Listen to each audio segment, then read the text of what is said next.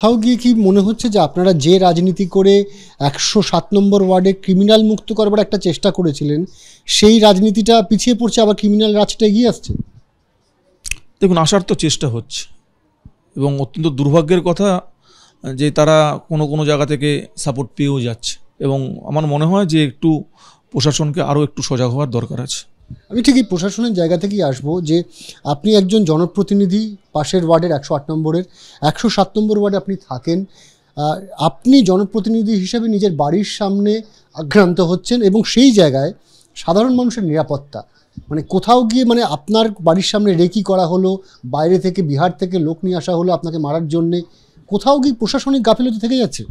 না দেখুন, এটা আমি প্রশাসনিক গাফিলতি বলবো না, কারণ কে কাকে মারার জন্য কে কোথায় কী পরিকল্পনা করছে সেটা তো প্রশাসনের পক্ষে আগে থেকে জানা সম্ভব না।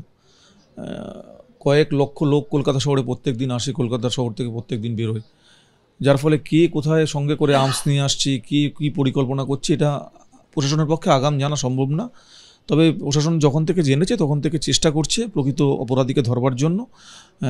আরেকটু প্রোঅ্যাক্টিভ হতে হবে, যাতে ক্রিমিনালরা যারা মাথা তোলবার চেষ্টা করছে তারা না উঠতে পারে। যে মমতা বন্দ্যোপাধ্যায়ের সঙ্গে থেকে আমরা যে রাজনীতি শিখেছি, সেই রাজনীতিটা আমার মনে হচ্ছে কোথাও যেন ওই জায়গাটা একটু বিঘ্নিত হচ্ছে।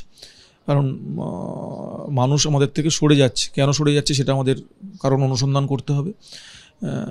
আর দ্বিতীয় কথা, মমতাদির যে লক্ষ্য, যে উদ্দেশ্য, যে যতক্ষণ জনগণ আছে ততক্ষণ আমাদের দল আছে, ততক্ষণ আমরা আছি, সেটা বোধহয় কোথাও একটা ডিফার করছে ওই সমস্ত অঞ্চলে। আমার মনে হয় এটা দলের আরেকটু গুরুত্ব দিয়ে দেখা উচিত। আর দলের যারা সোকল্ড লিডারশিপ আছেন দক্ষিণ কলকাতার, তাদেরকেও একটু গুরুত্ব দিয়ে দেখা উচিত। আপনার কাছে আমি শেষ প্রশ্ন করব যে কোথাও গিয়ে কি খারাপ লাগা আছে যে যে এলাকাটা আপনি দীর্ঘদিন ধরে কাউন্সিলর ছিলেন, সেই এলাকাটার রাজনৈতিক পরিবর্তন বা প্রশাসনিক পরিবর্তন বা গুন্ডারাজের আবার নতুন করে উত্থান, এটা আপনাকে উদ্বিগ্ন করছে সাধারণ মানুষের কথা ভেবে?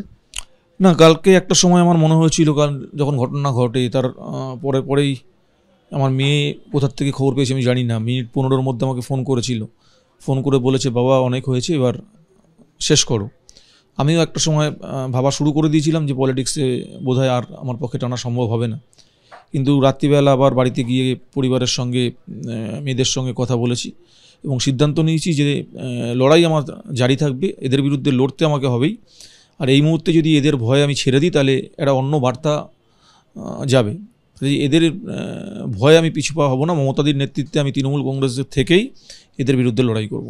তার মানে আপনি ১০৭ নম্বর ওয়ার্ডের এই যে দুষ্কৃতিরাজ বা এই যে দৌরাত্ম্য আবার নতুন করে মাথা চাড়া দিচ্ছে, সেটার বিরুদ্ধে লড়াই করছেন? দেখুন, আমার ওখানে বাড়ি, দল বলুক না বলুক, আমি তো ওখানে বাড়ি বিক্রি করে অন্য জায়গায় চলে যাব না। আমাকে দলের জেলা সভাপতি দেবাশিস কুমার ওই ওয়ার্ডে মাথা গলাতে বারণ করে দিয়েছিলেন। আমি সেখানে মাথা গলাই না রাজনৈতিক দিক থেকে, কিন্তু ওখানে একাধিক সংগঠনের সঙ্গে আমি যুক্ত। ওখানে মানুষ ব্যক্তিগতভাবে আমার সঙ্গে মানুষের সম্পর্ক আছে। কাজেই দেবাশিস কুমার বলুক না বলুক, আমাকে ওখানকার মানুষের সঙ্গে থাকতে হবে, মানুষের ভালো মন্দ নিয়ে চিন্তাভাবনা করতে হবে। সুতরাং আমি যতক্ষণ বাঁচবো চেষ্টা করব মানুষের সঙ্গে থেকে কাজ করবার।